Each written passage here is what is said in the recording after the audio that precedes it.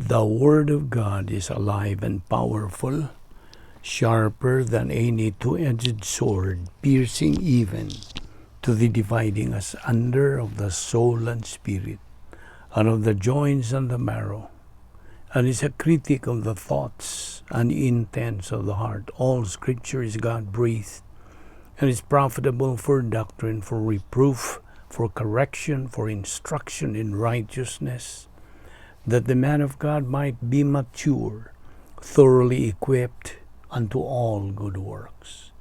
Study to show thyself approved unto God, a workman that needeth not to be ashamed, rightly dividing the word of truth. We now go directly to our protocol, which is to confess our sins directly to God the Father. Otherwise, ug dili nato isugid ang ato mga sala ang nabuhat ning adlaw, kini mahimo lamang babag sa atong pagabuhatong pagtuon sa pulong sa Dios. Busa atong tumanon kini agi og pagpaubos ngadto sa doktrina nga atong tun-an, pagpaubos sa awtoridad sa Dios pinagi sa iyang mga pulong. So, therefore, let us use the principle of 1 John 1:9, which says, if we confess our sins, God is faithful and just to forgive us our sins and to cleanse us from all unrighteousness. Kapanalang kanimo higala, nga wala pa'y kalwasan ang imong buhaton, mao ang paggamit niya ni imong kabubuton, your free will, aron ikaw makahimos labing mainungdanong desisyon sa tibuok mong kinabuhi, ang desisyon sa pagtuo kang Ginoong Jesucristo, ingon nga imong personal nga manluluwas. Acts 16:31 nagkanayon, believe on the Lord Jesus Christ and thou shalt be saved. Wanay laing manluluwas si Ginoong Jesucristo ra. Acts 4:12 nagkanayon, neither is there salvation on any other under heaven given among men whereby we must be saved. Busa sa hilo magamputa.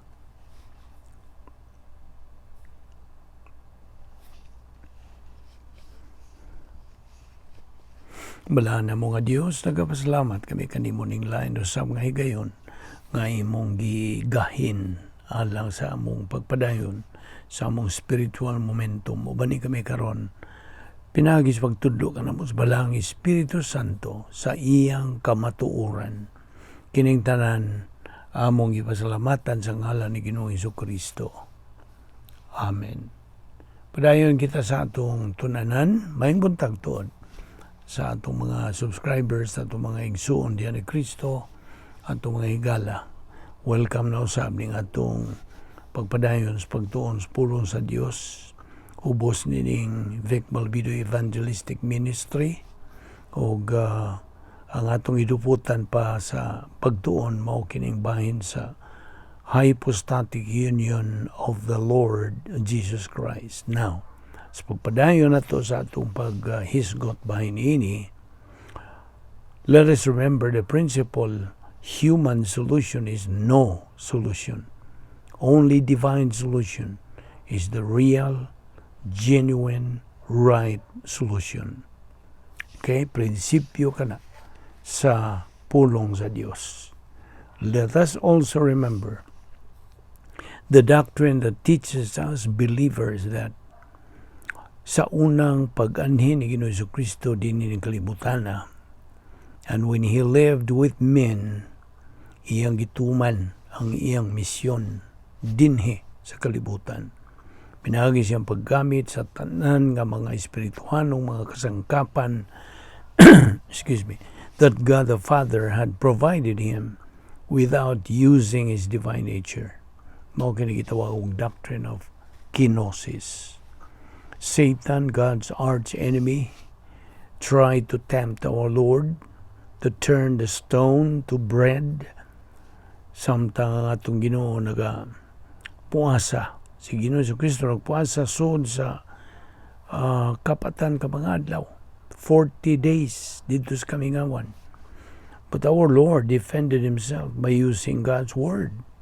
Mayang gigamit ang pulong sa Dios kay hinagiban man kini sa mga magtutuo batok sa atong espirituhanong mga kaaway.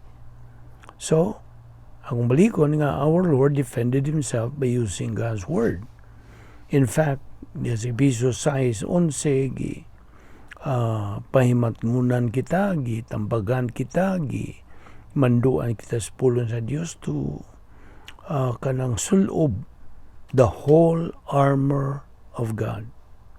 Kaya kita kung mga magtutuo, kinahanglan nga mo gamit ni ining armor nga gisgutan diya sa Episo 6:11. Use this armor at all times. Na mga tana ko nimo, fellow believer, imo ba gigamit kini? Kay maura kini ang higayon nga ikaw magmadinaugon batok sa atong espirituhanong makaaway. So, unsaon man, mga tana ko tingali, unsaon ito paggamit? Well, by SLBA, kantong atong operation nga, atong slogan, ng atong ministry, study, learn, believe, and apply. In fact, 1 Peter 5:9, nagkanayon, resist him, standing firm on the faith, because you know that the family of believers throughout the world is undergoing the same kind of sufferings. You know, now, only when we reach spiritual adulthood, ang spirituhanon nga pagkahingkod, nga magamit nato kining maong offensive action against Satan. But samtang niya pa kita sa espirituhanon nga pagkabata, spiritual childhood, then ang ato magamit mo lamang ang defensive action. Batok ni Satanas, defensive. Di pa nato magamit ang offensive action. Now, we know for a fact nga kita mga magtutuo nagatubang ni spiritual combat, and otherwise called angelic conflict. Spiritual combat is not a matter of prayer, no. It is a matter of attaining our spiritual adulthood. Pagkabot na ginato, pagtungtong na ginato, nining espirituanong pagkahingkod. Okay? In fact, ako ka na magigingnan kagahapon nga ang pagampo dili kini problem-solving device. Dili. Do you know that? O tingali, karon ka pa makadungog. Ang pagampo, dili kini paagis pagsulbad sa suliran. Kay ang tinuod, ang pagampo, mo kinatong espirituhanon nga pagkukabildo, pagpakigsandurot, our spiritual communication with God. You see, ako kang gitagaan niya itong agenda of prayer, kung maghisgot ng prayer, Operation CTIP, ayaw na nakalimti. C, confession. T, thanksgiving. I, intercession. P, petition. So that should be our guide kung kita mag-aampo. Now, by the way, balik ragutan niya itong may tungod sa prinsipyo kung bat-bat. When we talk about the principle, human solution is no solution. Only divine solution is the real and genuine right solution. Ang divine solution, asa man mo ni makatuni? Ang Diyos nun nga kasulbaran sa atong suliran. Where can you learn this? Now, paminaw, divine solution can only be learned inside our operational divine sphere. This is every believer's residence, function, and momentum inside the royal palace. Unsa man ni royal palace? Mao na, operational divine sphere, the unique spiritual life of the believer. And that's a believer's offensive weapon. Inumdumi po tuod katong tulo ka espirituhanong kahanas, rebound, Operation Z, utilization of the 10 problem-solving device. 10 problem-solving devices. Gisangkap ni sa Dios. Now, of course, ang espiritualong kinabuhi nanginahanglan kini both offensive and defensive tactics aron we are able to combat our spiritual enemies, just like in martial arts combat. Amo nga hanas na niini, nasayod ka mo. Yun nga akong isgutan. Ginahanglan atong hinumduman ang napulo ka mga paagis pagsulbad sa mga suliran nga gisangkap sa Dios kanato. God's 10 problem-solving devices deployed on the flat line of the soul. Now, this is a believer's spiritual weapon. Now, ayaw na ito kalimti katong duha ka klaseng weapons, defensive and offensive. Now, unsa may langkob ning defensive weapons? Well, here are the following: rebound, pagkumpisal, pagsugid sa atong mga sala. And then humaniana, ikaw mapunan sa Espiritu Santo, mani kaduha. O kay katulo, ang imo ng pagkinabuhi sa kinabuhi nga may pagtuo nga nagdalag pahulay, the faith rest life. Mao na defensive weapons. Samtang ang offensive weapon na tumagamit, mao na kining grace orientation, doctrinal orientation, o personal love for God the Father. Mao ni ang atong offensive weapons. Now, once we establish our defensive action, we can kick off our offensive action. Then, diha tamudaog nining atong espirituano nga away nga giatubang. Then, we win. We use our spiritual skills. Unsa man tong spiritual skills nga atong hisgutan na? Spiritual self-esteem, spiritual autonomy, o spiritual maturity. Now, unsa man gyud tumong o aim sa atong offensive action? Okay, paminaw.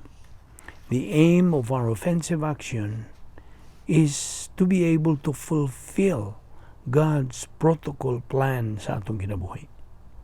That's it. Ang Kristohanon nga offensive action, mao kini ang post-salvation epistemological rehabilitation, mga outreach, evangelism, Christian functions, missionary work, uban pa. So mao na ang offensive action sa mga Kristohanon. Dinhi atong ihunong sa akin, dinhi ta mo park. Okay. And we will continue this tomorrow. Don't forget to follow our series of Bible study nga niya pa kita mga dupot sa Hypostatic Union ni Ginoong Jesucristo. Let us pray.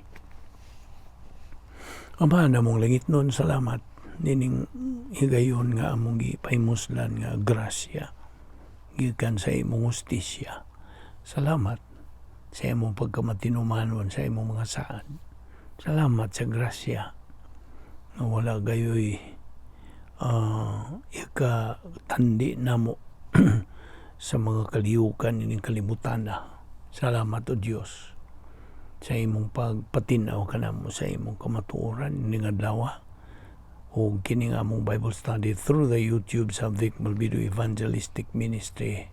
Amo kining giangkon nga grasya, gamita kini sumala sa imong kabubuton. Kining tanan namong ipasalamatan sa ngalan ni Ginoong Jesucristo. Amen.